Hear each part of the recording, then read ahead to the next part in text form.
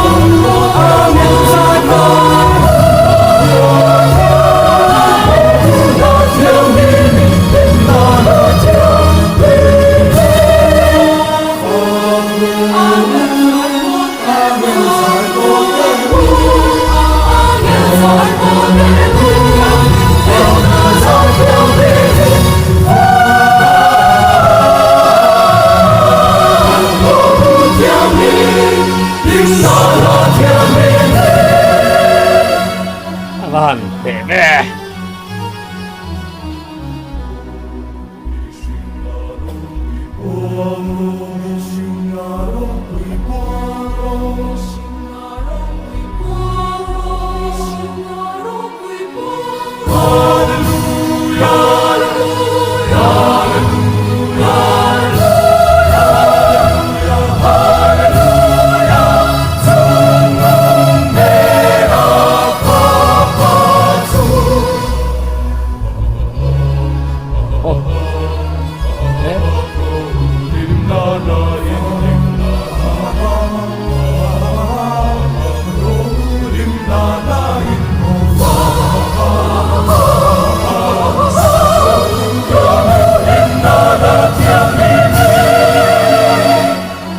và hành này nó có thể biết thật em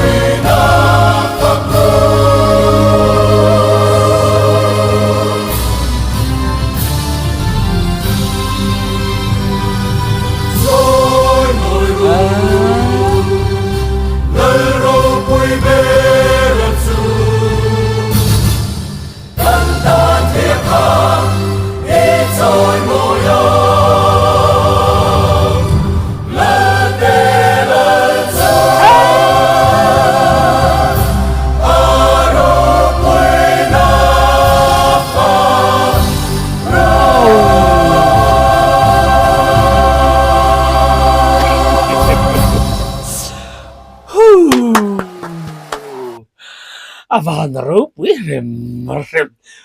mun dom si kan doctor avan thiam avan mu nam rem tak em